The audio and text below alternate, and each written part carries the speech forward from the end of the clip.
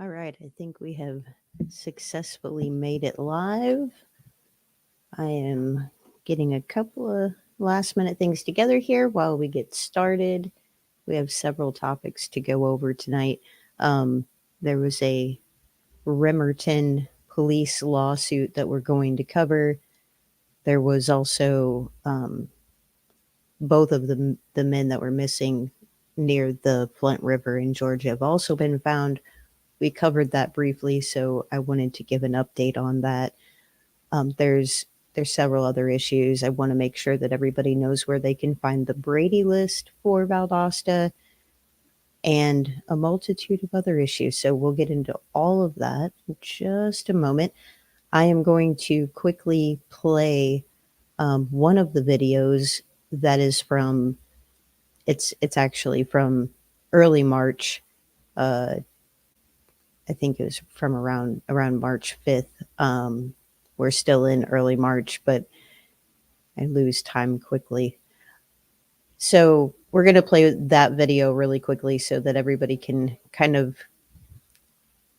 know that this is an issue and know that locally, when you hear that maybe there would be changes made around the Flint River, hopefully people locally will support that.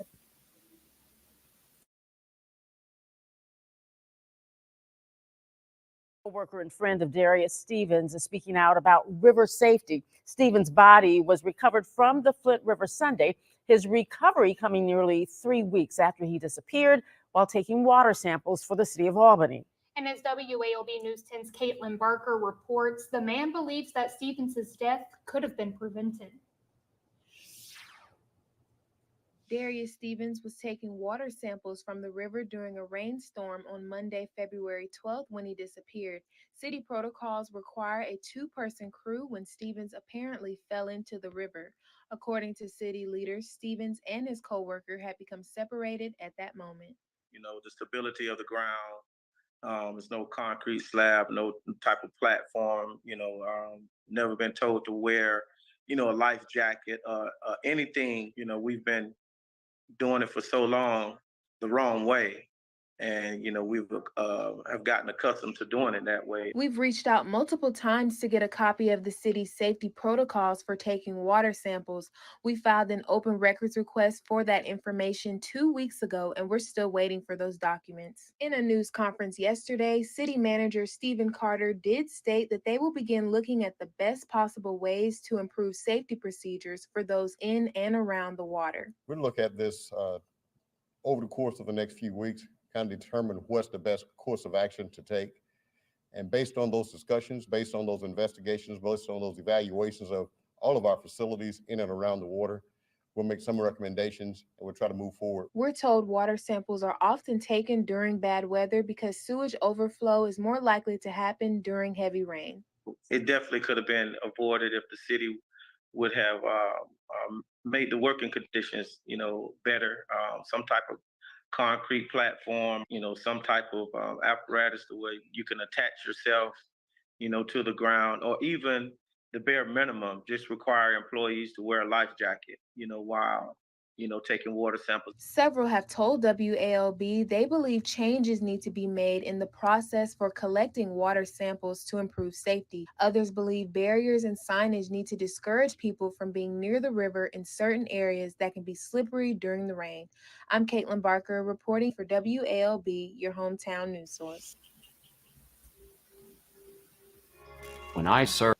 So that was a clip following them finding Darius Stevens. I want to play one more clip really quickly. As we reported earlier, two men disappeared from near the Flint River area. So I want to play the second clip about the other man as well really quickly, and then we'll talk a little bit about them being recovered.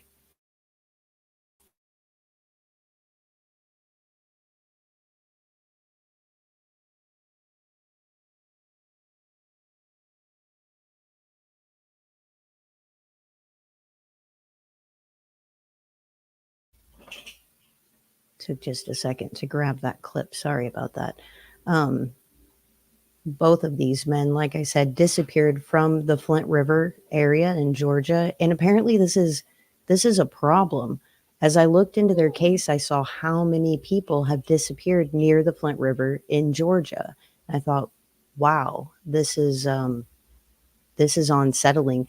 Initially, it makes you think, oh no, is there something happening? Do we have, do we have a solitary predator around that area? It does not appear so. It appears that things are unsafe, and these were several very unfortunate circumstances. After looking at it, that's my best summation as to what keeps happening here. So I think that safety protocols, like Darius's family and friends are calling for, and some of those friends that are calling for those safety protocols to be put in place around the Flint River, some of those friends also work for the city of Albany. And that is exactly what was happening when Darius Stevens disappeared. He was working, he was doing his job for the city of Albany, collecting water samples. And at that time, he disappeared because he fell into the river. Now, like we reported earlier, that river, there are some pretty bad predatory animals in that river. And it makes it, it makes it almost an immediately devastating situation, just like you're going to hear about Cameron Jones. He's the second man within a short period of time, within weeks of each other, less than a month of each other. These two men disappeared near the Flint River. So let's play that clip really quickly for you guys as well.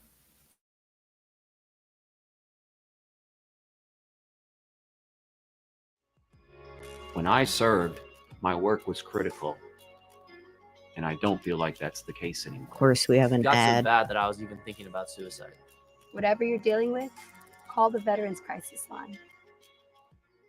Well, the family of Cameron Jones, the man who was recovered from the Flint River Monday, is using his death as a way to spread awareness about mental health illnesses. Cameron went missing on February 26th after a witness says he jumped into the Flint River. WALB News 10's Lena Allen shares how the family is trying to inspire change in his name. Flint River, it's where Cameron Jones took his life after leaving a text message of his intentions to do so. Now his family is choosing to use his loss as a way to educate the community about mental health challenges. I became a certified trauma specialist so that I could understand.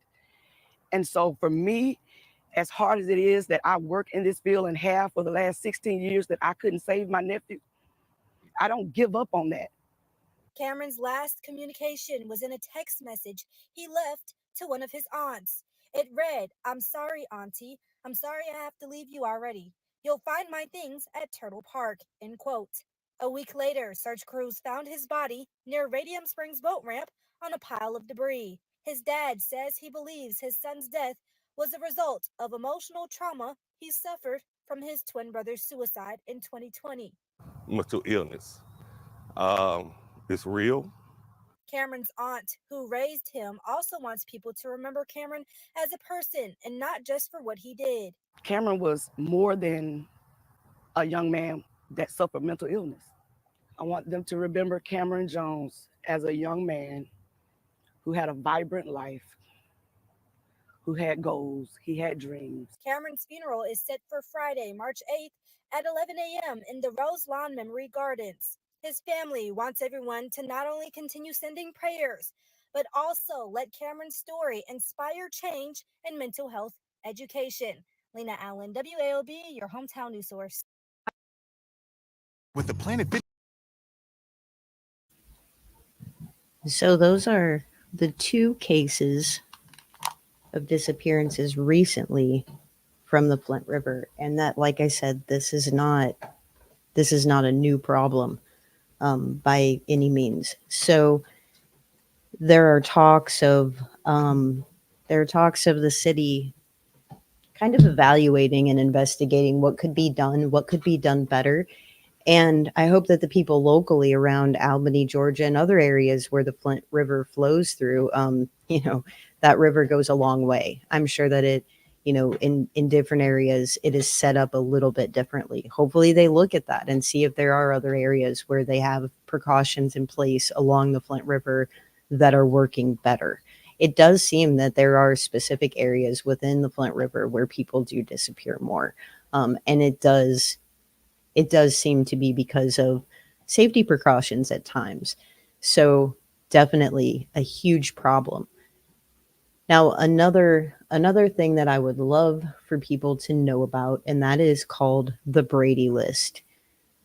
This is something that we're just going to go over a lot of various things that we feel people in Valdosta should know about. And that way there you can not only stay informed, but along the way learn what are your rights in these situations and what are you entitled as a member of the public, whether it be being able to see different information from the government agencies in your area, or what is due to you as citizens, as taxpayers in that area, legally, and all are your rights being met? Are all of the duties of your local government, their obligations being fulfilled? Those are always really good questions, and I like to put the tools in other people's hands to be able to look at this information and kind of stay informed. So we're going to talk about a lot of that. So the first one I'm going to bring up is the Brady List. Let me share the screen for everyone so you can take a look. Now, I'm going to just give a disclaimer. The Brady List is a little bit contested because, and not because of the information that's on there, but because of the information that's not on there. So there is no very good, clear-cut path to making sure that anytime information about an officer should be put on the Brady List, that it is put on the Brady List. So you can't always assume that there aren't other officers that need to be on this list and they're not. Perhaps things haven't caught up with them yet, but it does give you an idea into certain officers that are on here and some of the information about them for the public to be aware of, especially when you get into situations where you have either elected individuals, or maybe you have individuals that are appointed from within your government. You can contest that within your government and say, as a collectively, as tax-paying citizens, we don't approve of this person you've appointed. There are paths to that. So anyhow, that being said, here's the Valdosta Brady List. There are 4 pages. And after this live, I will make sure in the description box below that I put the link to the Brady List. Like I said, you can look this up for different areas, so the link will be helpful to you even outside of Lowndes County. But this is within Valdosta. And as you can see, we have the police of the chief of police is on here. There are some other, what some may call, decorated officers are on here. There's 4 pages of officers. Only 3 of them have photos to where, maybe you could recognize them by face if you've seen them. I'm not saying this as to throw any mud on anybody. This is just something that you are entitled to see as the public and to know. Now, let me show you a little bit of what it looks like to go inside of one of these files. The information is a little bit vague. However, it just depends on who's uploaded this information as far as state, agency, things like that, as to what all you're getting out of it. You can download and see documents sometimes for people who are listed on the Brady List. Now, when you go down here, you're going to see what department they're with. This is Leslie Manahan. She is the chief of police. She is with the Valdosta Police Department, and it gives her, it gives a citizen report number, and then it gives below a basically list of the different things she has been accused of through reports and through incidents that have happened within this specific police department. So we have abuse of authority, false statements, misconduct, and use of force. Her employer, as it states, Valdosta Police Department. Click over here, like on PDFs. Actually, we can't get there through here. However, normally, if you click on that, it'll take you to any documentation they have attached to that person's file. So, and you can just go through the list of your local area and just kind of check these out. We also have Dominic Henry from the Valdosta Police Department. And Dominic Henry has a lot of similar misconduct, use of force, obstruction of justice, false statements, and abuse of authority. You can also see how many of these people are actually still employed by the department, and if you can inquire about whether or not they have been reprimanded for these things, and if they have had to fulfill any obligations, additional training, things like that. State by state, how transparent they are depends, but you can access that type of information. So I wanted everybody to have this so that they can look this information up. Now, another thing that I'm putting together is resources for Lowndes County as a whole. So you'll be able to go there and see any of your domestic violence resources, any type of defense counsel, any type of public defenders that work for the public in specific ways if you have questions, where you can go for a consultation if you're faced with an issue in or around Valdosta. There will be resources on there for kids, for people who are homeless, for a variety of different issues. So shelters, you name it. We're going to have everything on there. We'll also have a list on there of all the cases, all the open cases in the Valdosta area.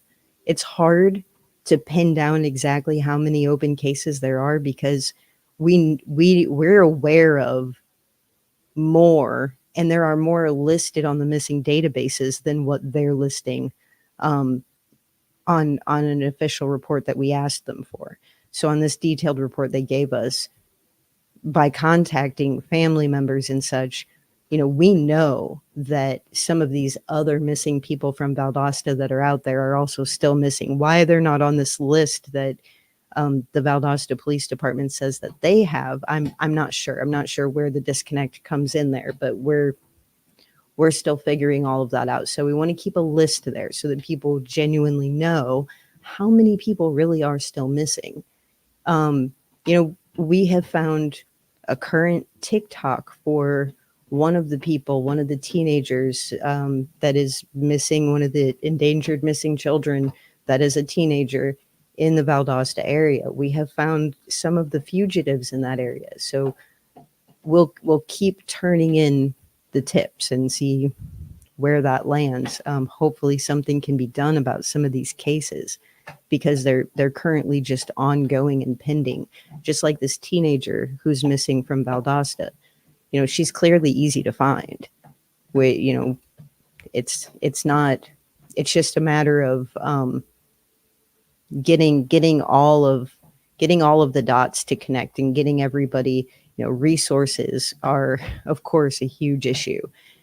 Earlier this week, I released a video that went over statements from the former police chief in Valdosta, Brian Childress, and he was talking about a lack of transparency within the department. He mentioned in that article also the lack of manpower that they have through staffing issues at the moment, and how it's now he wrote this article in 2021, but a lot of these problems still remain, and that's why I went over that article. At the time, he reported that there were massive shortages within the department, and it was kind of joked in other places that Valdosta was like a training facility. And that's difficult because that just means they're not holding on to people, they're not retaining people. There are problems with morale, there are problems in other directions, and we need all these dots to connect. We need these resources in order to get these cases solved. This missing teenager could be in a situation, is she alive?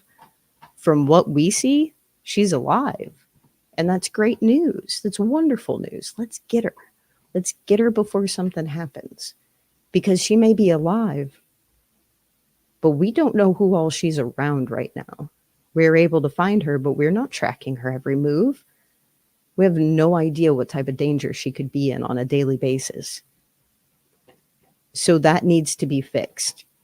And the only way that gets fixed is if these problems are more transparent within the community and the community demands that things are fixed. So let's move on to the Lowndes County fugitives. I want everybody to know where they can find a couple other things as well. So let's go over here to the Sheriff's Department. This will be the Lowndes County Sheriff's Department. And over here, you have the Sex Offender Registry. Now, you can go through this list. It is a long list, but in comparison to a lot of places, it's not that long. It's 23 pages. One of the greatest things about it, it does show you who is currently wanted. There are some bad people on here in the Lowndes County area who are currently wanted. And we have found that some of them are hanging around very close by. So if you see them, you should report them because these people need to be accounted for. If you care about your kids, if you care about your neighbors' kids, your friends' kids, anybody in that area, care about yourselves, you really, really need to make sure you turn this information in if you know where these people are. So I want to go down here. Let's go to the next page. I thought I had the right page, but I did not. Let's see.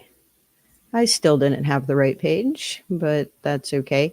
Can kind of get an idea of who all is on here. Let me go back one. Maybe I went past it too quickly. So I'm not immediately seeing it, but there are some sex offenders that we have tracked down to the area. One of them is hanging around Cook County at a church every Sunday. He's just living his best life. Meanwhile, he's wanted as a sex offender in Lowndes County. He was also brought in connection to another issue. He's not only, I guess what I'm saying is he's not only had one offense. So it's important to make sure that this guy comes in and is accounted for. He's around children every day. He's around the community every Sunday. People need to know where he's at. People need to know what he's up to. People need to know that he's a sex offender. I'm pretty sure that his family knows, but I highly doubt that a lot of other people around him know. I'm not sure how much the church knows. So it's important to make sure that the community knows where they can go to get this information. Let's go back for just a second. A lot of these, if you do go through this list in Lowndes County, a lot of these people highlighted in yellow are child predators. It'll say wanted in bold caps if they have absconded, if they're a fugitive in any kind of way. Not sure what's up with this one. She's actually this Hope Marie Johnson. She's also listed as a fugitive out of Florida currently. So we'll get that cleared up too and find out, is she accounted for or not? Lowndes County has her accounted for. Florida has her unaccounted for. So, there's just so many little issues like this and little things that people fall through the cracks. When you hear that somebody fell through the cracks, it's just because of we do not have a system in the United States that is interconnected. Oops, sorry, I just hit my mic. I don't know if that was loud. We don't have an interconnected system. We don't have counties that their systems communicate with each other, states that their systems are communicating with each other. That's why it's so great when you see people like Polk County, Florida, when they come out and make a press conference of, we went above and beyond to work with this or that department in order to get this person.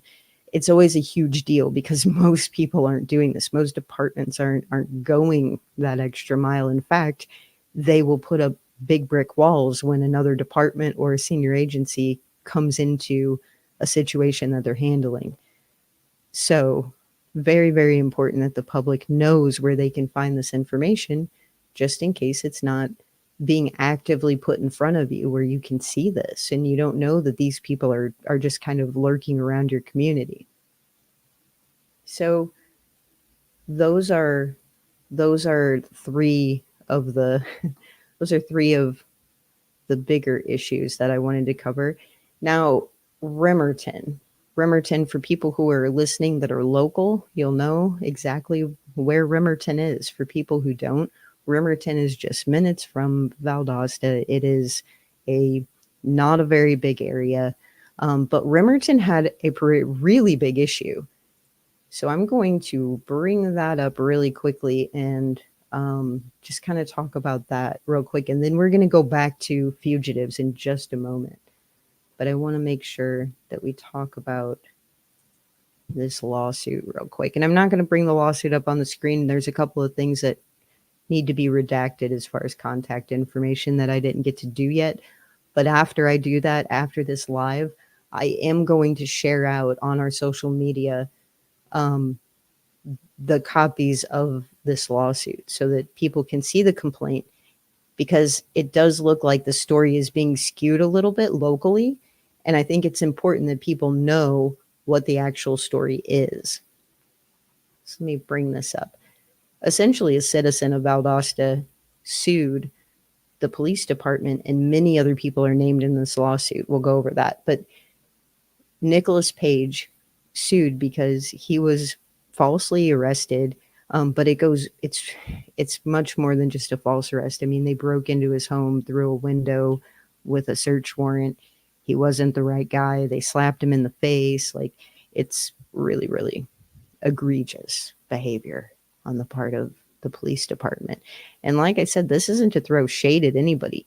Anybody inside or outside of the police department should want there to be professionalism within the department. You know, these types of jobs aren't for everyone. I used to work in the medical field, and I worked with people that, you know, required a lot of patience. And not everybody had that patience and would lose their cool and become, you know, sometimes they would become physical with people. And if you tolerated that, you know, it's just going to spiral out. It's not, you have to report those people. And if you don't have the department self-correcting and making sure that they weed that out, then it becomes the job of the public. Because if as the public you don't weed that out, then you're faced with situations like this. So during the complaint, let me go down here to the complaint phase. Nicholas Page is a resident of Georgia. It states in here, and it names who all everyone is. We're going to zoom past that, and we're going to go down to the complaint itself.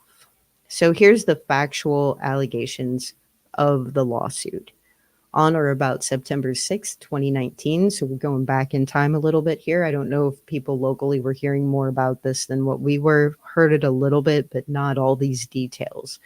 So on September 6th, 2019, around 3 o'clock in the morning, the plaintiff was awakened by guns, flashlights being pointed at him by the defendant Stokes of the Remerton Police Department. So it's 3 o'clock in the morning and this dude's just resting. He's just chilling in the crib. And all of a sudden he's got police crawling through his windows. And, you know, they're just all guns and flashlights. Like, that's terrifying. I think this guy actually handled it well considering. The plaintiff was lying in his bed as a voice was yelling at him not to move. The plaintiff was placed in fear of his life and experienced immediate anxiety at the hands of and actions of the defendant Stokes. Yeah, I bet it's a lot of anxiety to have the police come into your house at 3 o'clock in the morning when you're naked, because you're going to find that out too. He's naked. So the plaintiff followed the directions as he was in fear of losing his life. I bet. The plaintiff realized that there were 2 police officers pointing handguns at him. Defendant Stokes was the lead officer who was accompanied in the home by another officer in the department. The officers demanded the plaintiff to get out of bed. Plaintiff was naked and hesitant to move. Despite plaintiff's insistence that he was naked, the officers demanded that he get out of bed. While putting his clothes on, police officers still had their guns drawn on him. Of course, Defendant Stokes stated, "Mr. Mengeldorf, you are under arrest." The plaintiff responded, "Officer, my name is Nicholas Page." The officer asked plaintiff to provide some form of identification. The plaintiff told the officer that his identification is in his car and that he would have to go get it. Oh my goodness, what a tragedy. I need to travel outside of this house with your guns drawn. Like, this is absolutely insane. I really feel bad for this guy. The officers allowed the plaintiff to obtain his identification out of his vehicle. Plaintiff showed the officers his passport. The officer refused the passport identification. One of the officers asked if he had another form of identification, and the plaintiff asked the officer why the passport was unacceptable. Plaintiff explained to the officer that he has the driver's license, but he recently had a birthday and his license had expired. The officer told the plaintiff to show his license to him anyway, and plaintiff followed the officer's orders. Throughout this ordeal, officers had their guns drawn on the plaintiff the entire time. The officers were intimidating, aggressive, and rude. The officers entered the home and failed to have a proper grasp of the identity of the party they allegedly had a warrant to execute. After showing his license, you get that? They had the wrong place. Like, wrong guy, wrong place, wrong time, wrong everything. Y'all are wrong. The officers entered the home and failed to have a proper grasp of his identity and the party they allegedly had a warrant to execute. In other words, they had no identification with them of the man they were actually trying to arrest, Mr. Mingledorf. So not only are you doing this all wrong and you got a big attitude about it, but you're also going in without, typically when a search warrant like this is conducted, you got a picture with you of the person. So if there is an issue like this, you can look at them and say, oh, wait, yeah, this is the wrong person. They failed to have that clearly. The officers entered the home and failed to have a proper grasp of the identity. We just went over that. Defendant remained in handcuffs and the officers refused him to leave the home. Plaintiff was still held against his will after proving his identity with 2 forms of identification. After the plaintiff questioned, like, the crazy part is I've turned in people who have like 13 passports and different names, and they did nothing about it. After plaintiff questioned his continued detainment, plaintiff was slapped in the face. That's right. We've done our entire job wrong here, and now we're going to slap you. This is absolutely insane. Like I said, I'm not one to disparage the police or anything else. I just think these problems need fixed. If these officers are too spent because they are overworked and they don't have enough people, enough hands on deck to handle all the issues coming into their department, then fix it. This isn't the answer to let people get to this point. So, as a direct and approximate result of the aforedescribed unlawful and malicious physical and emotional abuse of the plaintiff by defendant Stokes, committed under color of law and under his authority as an officer of the Remerton Police Department, plaintiff suffered bodily harm and was deprived of his right to be secure in his person against unreasonable seizure of his person, unreasonable entry into his home, unreasonable search of use of force, in violation of the 4th and 14th Amendment of the Constitution. Yes, the Constitution states officers cannot brutalize you. They cannot do unlawful search and seizure. They were in the wrong. The slap was unnecessary, to say the least. As a direct and proximate result of the malicious and outrageous conduct of defendant Stokes, plaintiff suffered injuries and damages, including pain and injury in his back and head and neck, emotional harm, ongoing pain and suffering. Additionally, plaintiff has suffered special damages in the form of medical expenses and will suffer additional special damages in the future in amounts which have yet to be determined. The plaintiff was handcuffed and told to go downstairs. The plaintiff reiterated to the officer again that he provided them with proper identification and information to prove that he was not Alfredi Mingledorf. Defendant Stokes told the plaintiff to stop talking and refused to listen to his plea to be released from the handcuffs. Defendant Stokes, with malice, placed the handcuffs on so tightly that the plaintiff's fingers were numb. After continued questioning for 10 minutes, one of the officers removed the handcuffs. The plaintiff asked the officers how they accessed his home when he knew that the door was locked. Defendant Stokes told the plaintiff that they had climbed through the downstairs window. The plaintiff noticed that his window screen was broke, laying on the ground. Video footage shows the officers entering through the window of the plaintiff's home. After observing his window, plaintiff requested that the officers leave his home. The defendant Stokes had no warrant for the plaintiff, illegally intruded on the plaintiff's property, refused to accept the identification of the plaintiff, unlawfully detained him, and refused to leave his home. When the officers refused to leave the home, the plaintiff retrieved his phone and started recording. The officers left, but continued to keep surveillance on the plaintiff. Absolutely disheartening to see people use force in this kind of way. Like I said, this is a department that is very close to Valdosta, and this is highly disturbing behavior. Valdosta also faced their own issue with arresting the wrong man and being very forceful and using highly unnecessary behavior against that man during that arrest. It is just not acceptable, and that's the bottom line.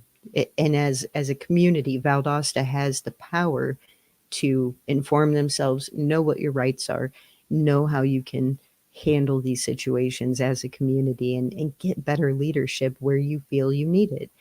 Not everything needs to be turned upside down in order to make things better. One by one, you can identify where problems are as a community and say, we're going to work to get rid of this.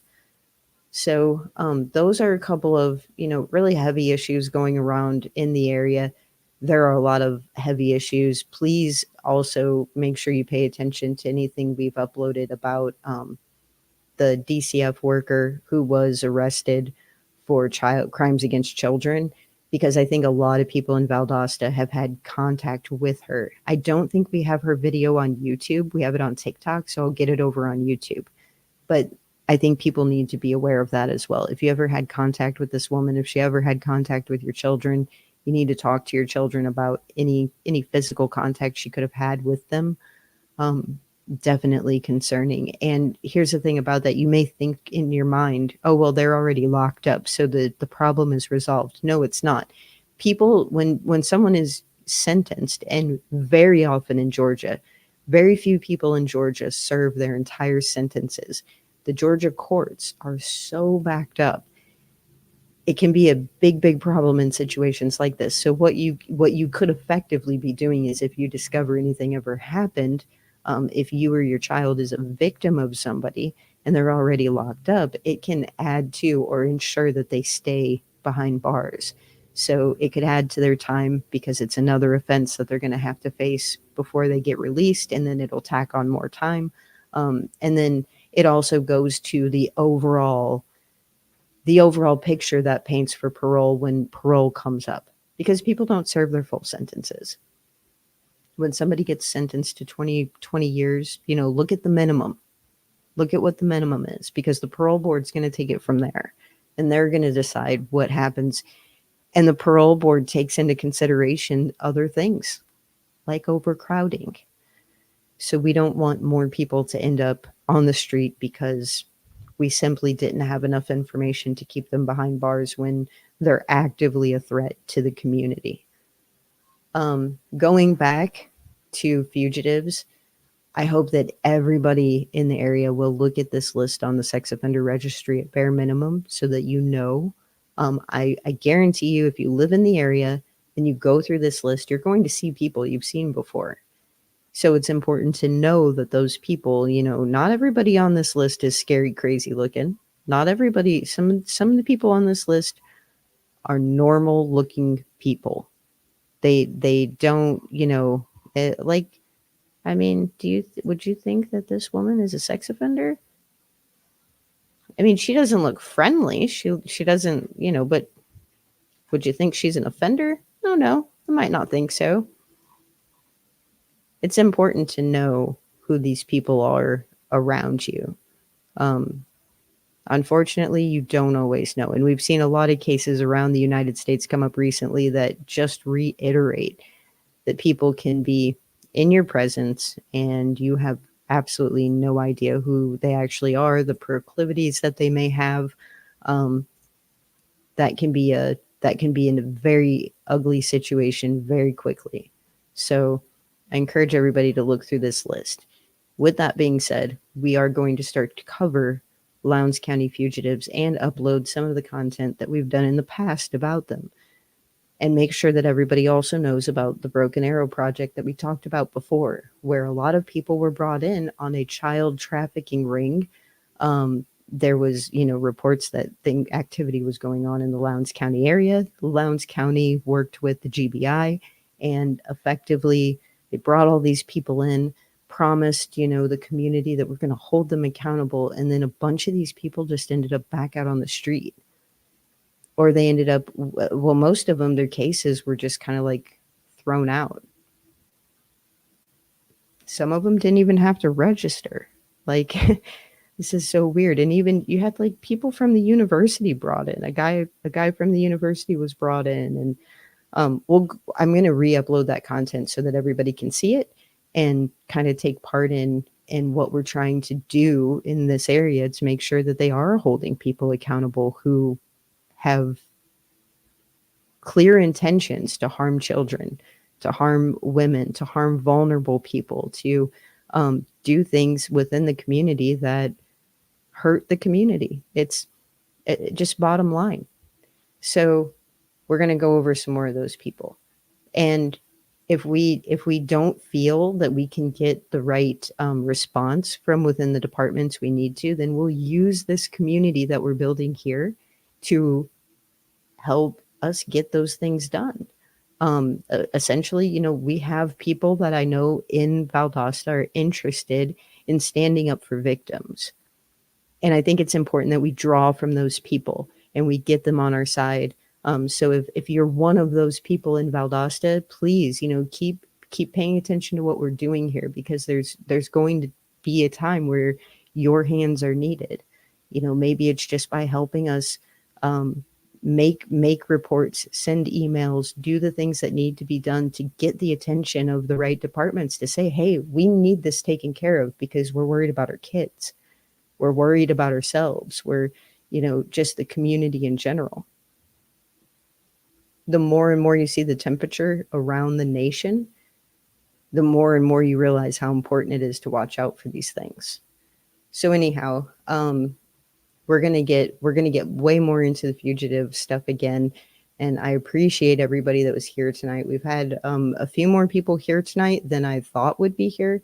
And for anybody that's local, just know that we're always open to, if you have questions, if you are looking for resources, if you are a victim of a crime and you need help and need to know where to go, feel free to reach out. Feel free to comment anytime we're live. We're going to be live here every week, Saturday evenings, 8 p.m. Eastern time. And feel free to bring your questions, bring your comments. We want to hear from you. So, and let us know what we can do for you. I'm hoping by next Saturday, we're going to have a resource list ready to thoroughly go over. So if you have Valdosta resources that you know about, also feel free to reach out and let us know. Send us a comment over on Twitter, X, whatever you call it. We're on Facebook as well. We're on TikTok. Leave us a comment. Send us a message. Let us know of any good resources that maybe aren't easy to find in the area. We want to add to that list so that everybody knows where they can go when they're facing circumstances that are difficult to deal with, and that they do have options. So with all of that being said, I think that mostly covers what I wanted to cover tonight. And I hope that everybody will come back next week, Saturday, 8 p.m. Eastern time. And we're going to talk about resources in the area. And sometime between now and then, I will be uploading the videos again for the Broken Arrow project and different fugitives in the area. So keep your eye out, know who's around you, stay safe, and do your part. Whether you have faith that something is going to happen from what you're doing or not, Whether you have faith in the departments around you and your government or not, do your part. If you see something, say something. And also don't forget to remember that there is still an open investigation in the Valdosta area of a mother and a son who have been missing for 21 years. We're also going to talk about that next week. So that is Paula and Brandon Wade, and you can find their names. You can find their names if you look them up. And I will also throw them up on the screen here really quickly so that everybody sees. If you are not aware, in the Valdosta area, late last year, Paula and Brandon Wade's case was taken up by the FBI. So please be sure, if you are in the area, if you know something about this case, if you know something about Paula and Brandon Wade, they lived at the Gables apartments at the time, and it is believed to be the area that they likely disappeared from. It was the Gables, it is the Gables. It was the Commons prior. So if you happen to know anything about these two people, that's what they look like back then. We have some age progression that shows what they might look like now. That was done by the NCMEC, but they have been missing from the Valdosta area for over 2 decades. And it would be absolutely amazing to help their family find them. So if you know anything about that as well, you can report it to the FBI. You can report it to the GBI. You can report it to the Valdosta Police Department. You can also contact find Paula Wade at gmail.com. There are multiple ways. If you want to be anonymous, you are more than welcome to send us a message. We will pass on that information. And we appreciate anybody who continues to share their faces. There are a lot of links out there between national media, international media, senior law enforcement departments that have their face and their story out there. Grab a link and share it. The family greatly appreciates it. And with that, you all have a wonderful night, and thank you for coming in. Thank you for being here and for helping us in this overall mission that we have to be able to do something for the victims in and around the Lowndes County area. It's also considered Title Town. They've got a lot of titles for football, but basketball is kind of our thing, and it's March Madness. So we're going to have a really good month and get some things done for the victims around Valdosta. All right, have a good night.